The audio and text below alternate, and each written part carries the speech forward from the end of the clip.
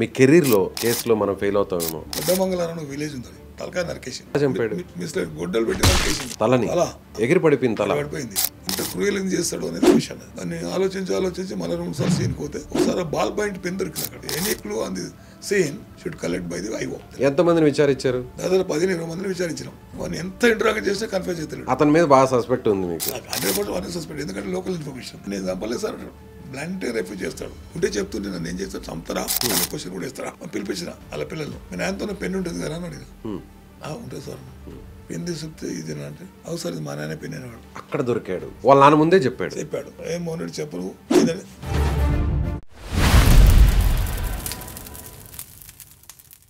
మన దేశంలో ఇటీవల జరిపిన అధ్యయనాల ప్రకారం 60 ఏళ్ల వయసు దాటిన వారిలో చాలామంది మోకాళ్ళ సమస్యలతో బాధపడుతున్నారు. అందులో మోకాళ్ళ చిప్పులు అరిగిపోయి చాలామంది సర్జరీకి వెళ్తున్నారు. అయితే సర్జరీయే దిక్కు అనుకునే వారికి ఎపియాన్ పెయిన్ క్లినిక్ ఒక శుభవార్త చెప్పింది. ప్లాస్మా థెరపీ ద్వారా ఈ సమస్యకు చెక్ పెడుతుంది. సో ఇమీడియట్గా ఈ సమస్యతో బాధపడేవారు ఈ కింద నెంబర్కు కాల్ చేయండి. Welcome to Suman TV case study. నేను విజయ్. సో ప్రస్తుతం మనతో పాటు ఉన్నారు మాజీ పోలీసు ఉన్నతాధికారి సర్వేశ్వరరెడ్డి గారు. నమస్తే సార్. నమస్తే. చాలా కేసెస్ని మీరు ఇన్వెస్టిగేట్ చేస్తుంటారు. మీ కెరీర్లో బాగా టఫెస్ట్ అనిపించి బాగా క్లూస్ దొరకట్లేదు, కేసులో మనం ఫెయిల్ అవుతామేమో అని ఎప్పుడన్నా అనిపించినటువంటి ఒక కేస్ స్టడీ మాకోసం. నార్సింగ్ సీ ఉన్నప్పుడు పెద్దమంగళారం విలేజ్ ఉంది. అక్కడ ఒక పక్కల ఊర్లో చొప్పకట్టల వాము ఉంటుంది, అక్కడ మర్డర్ అయింది, తలకాయ నరికేసింది. ఇన్ఫర్మేషన్ వస్తే నేను మా టీము ఎస్ఐ గారు అందరూ వెళ్ళిపోయి వాడికి చూస్తే ఒకటి మర్డర్ కేసు వచ్చేటప్పుడు సీన్ చాలా ఇంపార్టెంట్, సీన్ డిస్టర్బ్ కాకూడదు. అయితే మన క్లూజ్ దొరకవు. Any murder scene is very important. సీన్లో ఒకసారి కాకపోతే 10 సార్లు విజిట్ చేయాలి. ఒకసారి పోయి చూసి వచ్చినాము, ఆ డెడ్ బాడీని పంచనామా చేయించాం, పోస్ట్ మార్టం పంపించాం. ఎవరిని చంపారు సార్? ఒక మగాయని ఒక మోహన్ రెడ్డి అంటే ఒక మర్డర్ చేసాడు, ఒక వ్యక్తిని మరో వ్యక్తి మర్డర్ చేసాడు. దాంట్లో క్లూస్ ఏం లేవు, అది అడవిలో ఉంటుంది, క్లూస్ లేవు. కానీ మళ్ళీ ఈ బాడీని అయితే పంపించాం పంచనామా చేసి. ఏమవుతుంది అనేది బాగా సెన్సేషన్ అయింది. ఆ ఊరు వాళ్ళందరూ వెయిట్ చేస్తారు, మీరు ఎవరు చంపాడు. కొన్ని రాంగ్ కాల్స్ వస్తాయి, వాడే సార్ వీడే సార్ అని చెప్తారు. ఎలా చంపాడు? మిస్టర్ గొడ్డలు పెట్టి నరికేసిండు, తలని అలా ఎగిరి పడిపోయింది, తల పడిపోయింది. తల ఒక చోటు ఉంది, మొన్నే అనే ఉన్నాయి, అక్కడే ఉన్నాయి. కాకపోతే అంటే ఎవరు అనేది ఎందుకు చేసి ఇంత క్రూయల్ ఏం చేస్తాడు అనేది క్వశ్చన్ అని బాగా చాలాసేపు, చాలా రోజులు కూడా 3-4 సార్లు 5 రోజులు 10 days పట్టింది ఆ కేసు మాకు డీటెయిల్గా. డీటెయిల్స్ స్మాల్ కేసే ఉండొచ్చు. దాన్ని ఆలోచించి మళ్ళీ 2 సార్లు సీన్ పోతే ఒకసారి బాల్ పాయింట్ పెన్ దొరికింది అక్కడ. పెన్ను కొంచెం దూరం పడిపోయింది, రన్నింగ్ చేసుకున్న పాటు మరి ఏం కథను. ఆ బాల్ పాయింట్ పెన్ అక్కడ పడిపోతే ఏంది అని పెన్ తీసుకొచ్చుకుని ఎంతకన్నా any clue on the scene should collect by the IO. ఏదైనా సరే పిక్ చేస్తారు, దేన్ని వదిలిపోయి ఉండొచ్చు ఉండకపోవచ్చు, అది అవ్వకపోవచ్చు. వాడిని ఎంత ఇంటరాక్ట్ చేసినా కన్ఫ్యూజ్ అవుతాడు. వేరే రకరకాల సస్పెక్ట్ పర్సన్ తెచ్చాము అంటే కన్ఫ్యూజ్ అవుతాడు. ఎంతమందిని విచారించారు? దాదాపు 15-20 మందిని విచారించినాం. అంటే లైక్ మూడో సాపరండి ఆ టైప్ ఉన్న వాళ్ళు, ఆ ఏళ్ళ మండలు చేసే వాళ్ళు కానీ రకరకాల. తర్వాత మండలు ఎందుకు చేసి అనేది క్వశ్చన్.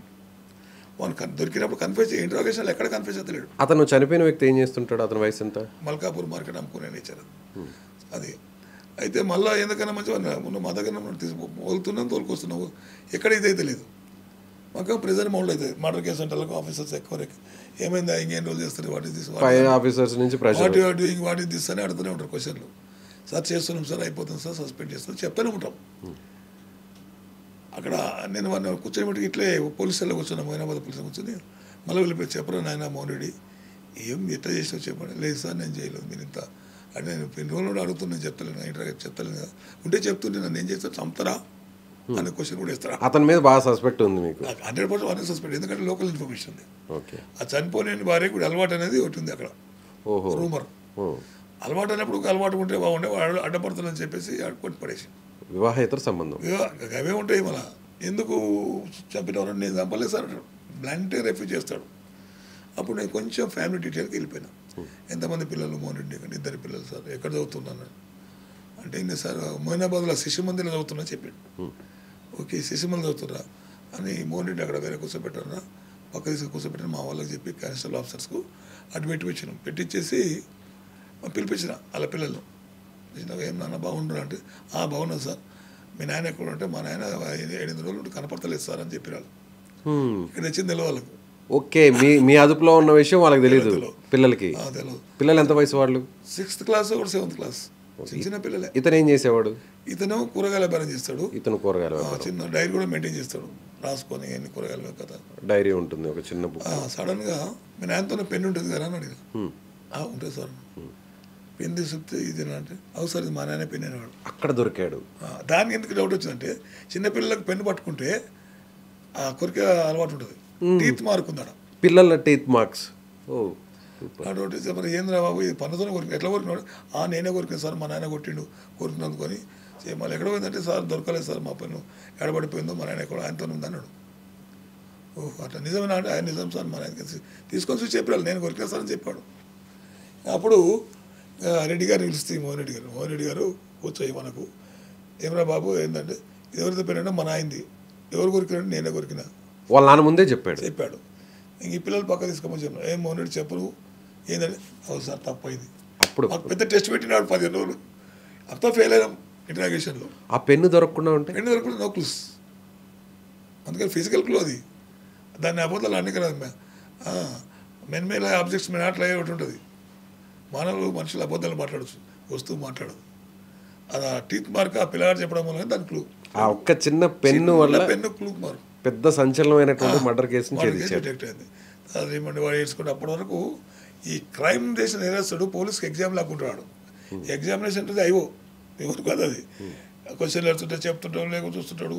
ఏమైనా ఇంట్రాగేషన్ అయినప్పుడు మన కళ్ళలో నీళ్ళు కారు, అడ్మిట్ అయ్యి ఒప్పుకొని బయట చెప్తాడు, చెప్పేస్తాడు కదా, అప్పుడు ఏడుస్తాడు. నన్ను ఏం చేయకండి సార్, నాకు అని చేయాలి సార్, నా పిల్లలు చిన్నోళ్ళు సార్, అప్పుడు రిక్వెస్ట్ చేస్తాడు. మరి చంపేటప్పుడు పిల్లలు గుర్తురాలేదా? చంపేటప్పుడు చిన్నపిల్లలే కదా. నువ్వు అన్యాయం చేస్తావు, ఎవరు తెలియదు అనుకో సార్, అడుగు కడు పొలంగా దగ్గర అయింది కదా సార్, నాకు తెలియదు అనుకో, ఎవరు తెలియదు అనుకున్నా, ఇది దొరుకుతుందని అనుకోలేదు, మా పిల్లలు చెప్తారని అనుకోలేదు. ఇవన్నీ బాధ, ఏడుపులు, తోడుపులు, కాళ్ళు ఇలా అని పడతాడు. అప్పటి వరకు స్ట్రాంగ్ గా ఉంటారు, పోలీసులకి ఎక్కడ దొరకకుండా. అది ఏం తెలియదు, పోలీసులకు ఏం తెలియదు నాకు అడుగున్నాడు. ఏం సార్ బెదిరిస్తారా అని చెప్పి చంపుతారా సార్, చంపండి అంటాడు. చంపను, పోలీస్కి ఆ పవర్ లేదు, చంపే పవర్ లేదు, మేము అడుగుతున్నా చెప్పు, నువ్వు చేద్దాం చెప్పు, నువ్వు చేస్తే చెప్పు, చేయకుండా మనసు అట్లా తీసుకొచ్చి. ఆ టైంలో మీరు హార్ష్గా బిహేవ్ చేశారా, మంచిగా అడిగారా? హార్స్నెస్ ఉంటుంది, హార్స్నెస్ లేదు, రెండు ఉంటాయి, రెండు పద్ధతులు. అంటే హార్స్నెస్ అంటే 3rd డిగ్రీ కాకుండా నేను గట్టిగా మాట్లాడి చేసి మళ్ళీ హార్స్ అంటే మళ్ళీ బయట వేరే మెసేజ్ పోతుంది, 3rd డిగ్రీ ఎట్లా చేసినావు అది కాదు. సో అలా అతను ఎన్ని రోజులు విచారించారు? 15 days వరకు వచ్చి మార్నింగ్ తీసుకొని ప్రతిరోజు రావడం, వెళ్ళిపోవడం, ఈవినింగ్ ఎవరో పెద్ద మంది తీసుకొని పంపడం. 15 రోజులు ఇదే క్వశ్చన్, 15 రోజులు ఇదే పని ఉండదు. వాడు ఇంకా లైట్ తీసుకుని వెళ్తుంది ఏం కాదు, వీళ్ళకి తెలియదని ధీమాగా ఉన్నాడు, నన్ను పట్టుకోలేరు, ఏ మాత్రం ఎవిడెన్స్ లేదు. పోలీసు వాళ్ళు ఇంతకన్నా ఎక్కువ వేస్తారు, గొంతుకు వస్తారా ఊళ్ళో చెప్తారు కదా మనకి, పోలీసు వాళ్ళు ఏం చేస్తారా, గొంతుకు వస్తారా, చంపుతారా అని ఒక ఫీడ్ చేస్తారు దానికి. అంతేనే వాడు అదే మూడ్లో వస్తాడు. ఈ పిల్లలు బ్రేక్ చేసిన సంగతి అని తెలియదు. సో ఈ ఆధారాలను కోర్టుకి సబ్మిట్ చేసి పెన్ను కూడా డిపార్ట్ చేసేసిన. సో శిక్ష పడింది అతనికి? నాకు తెలియదు, నేను ట్రాన్స్ఫర్ అయిపోతే 3-4 years ట్రయల్ నడిచింది. ఎవిడెన్స్ కరెక్ట్ చెప్పాను, బాగా చెప్పాను, పడి ఉంటుంది. నాకు కేసు స్ట్రాంగ్గా ఉంటుంది ఖచ్చితంగా. అయిపోయి నేనే కదా, ఓకే, అందుకొరకు శిక్ష కూడా 100% పడి ఉంటుంది. Right sir, thank you so much.